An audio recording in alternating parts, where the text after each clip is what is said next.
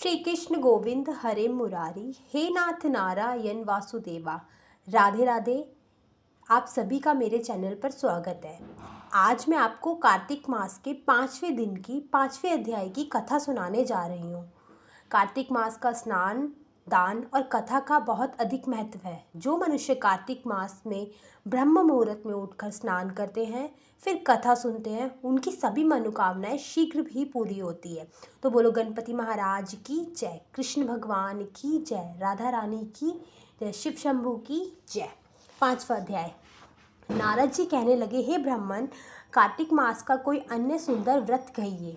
तब ब्रह्मा जी कहने लगे कि हे पुत्र, विधिवित जो परम पवित्र और पापनाशक व्रत है, वह सौभाग्यवती स्त्रियों को अवश्य करना चाहिए।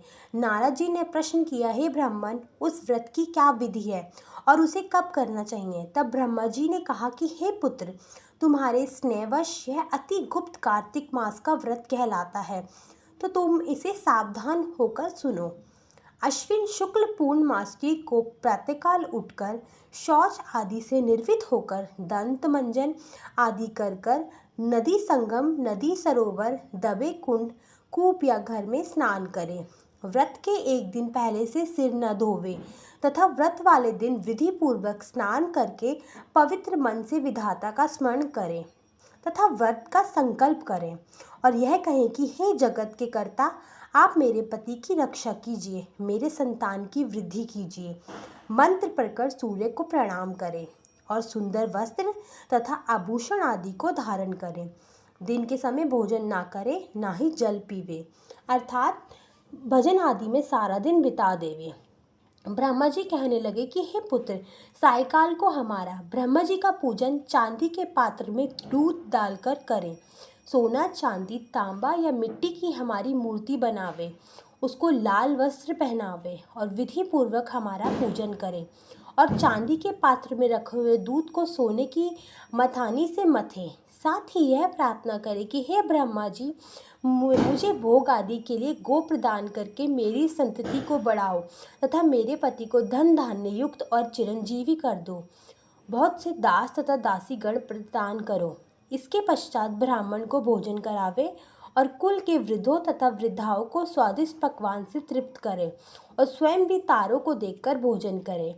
यह अश्विन शुक्ल पूर्णमासी को ब्रह्मा जी का नक्त व्रत होता है। यह व्रत सब प्रकार के पापों को नाश करने वाला, समस्त कामनाओं को पूर्ण करने वाला तथा ज्ञानी पुरुषों को मुक्ति देने वाला होता है। भगवान जप तप तथा तीर्थ स्थान से इतने प्रसन्न नहीं होते जितने इस व्रत से प्रसन्न होते हैं।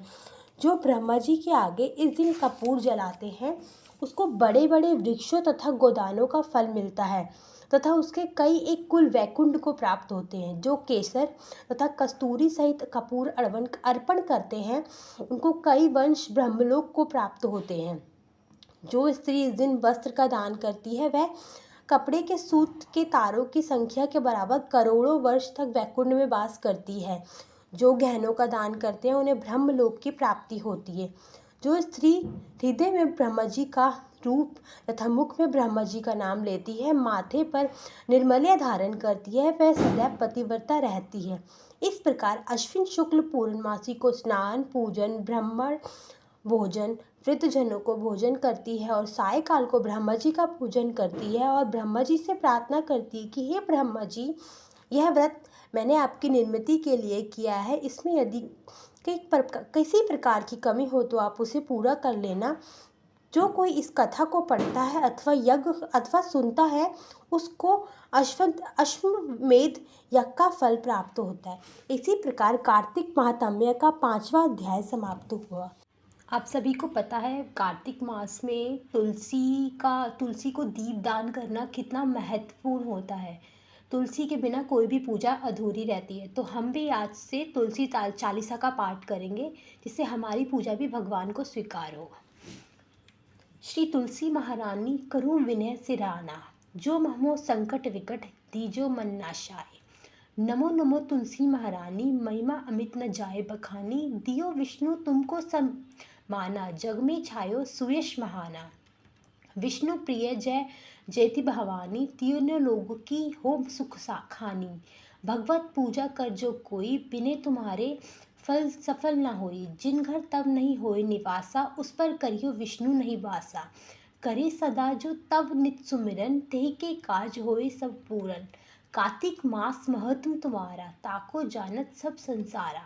तब पूजन जो करे कुवारी, पावे सुंदर वर सुकुमारी। करे जो पूजन नित प्रति नारी, सुख संपत्ति से होए सुखारी। वृद्धा नारी करे जो पूजन, मिले भक्ति होवे पुलकित मन। श्रद्धा से पूजे जो कोई, भवनिधि से तर जावे सोई। कथा भागवत यज्ञ करावे, तुम बिन नहीं सफलता पावे। छायो तब प्रताप जग भारी, ध्यावत तुम्हें सकल चितधारी।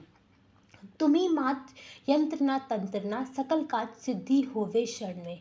औषधि रूप आप हो माता, सब जग में तब यश विख्याता। देव ऋषि मुनि ओ तपधारी, करते सदा तब जय जयकारी। वेद पुराणन तब यश गाया, महिमा अगर अगम पार नहीं पाया। नमो नमो जय सुख करनी, नमो नमो जय दुख निवारनी। नमो नमो सुख संपत्ति देनी, नमो नमो अघ काटन छेनी।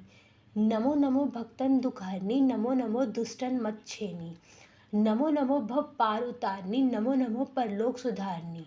नमो नमो निज भक्त उभारनी, नमो नमो जन काज सवारनी। नमो नमो जय कुमति नशवानी, नमो नमो सुख उपजवानी। जयति जयति जय तुलसी समाई, ध्यावो तुमको शीश नवाई। निज जन जानी मोहि अपनावो, बिगड़े काज आप बनाओ। करूँ विनती मैं मात तुम्हारी, पूर्ण आशा करूँ हमारी। शरण चरण कर जो ही मनाओ, निश्चिन तेरे ही गुण गाऊं। कहूँ मात यह अब मोह पर धाया, निर्मल हो सकल मंग काया। मांगू मात यह बाज तेरा, सकल मनोरथ पूर्ण कीजो। जनऊ नहीं कुछ नेम अचारा, जमो मात अपराध हमारा। 12 मास करे जो पूजा, ता सम जग में और न दूजा।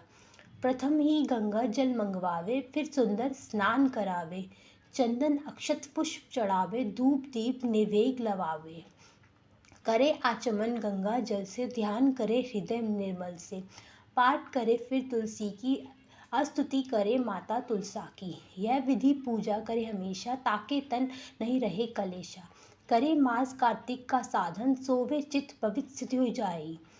है ये कथा महासुखदाई, पढ़े जो सुने वो भव तर जाई। तुलसी मैया तुम कारण कल्याणी, तुम महिमा जग सब जानी। भाव न तुझे माँ नित ध्यावे, गा गा कर माँ तुझे रिझावे। यह तुलसी चालीसा का पाठ करे जो कोई, गोविंद सो फल पावी, जो मन इच्छा होई। जय तुलसी माता की।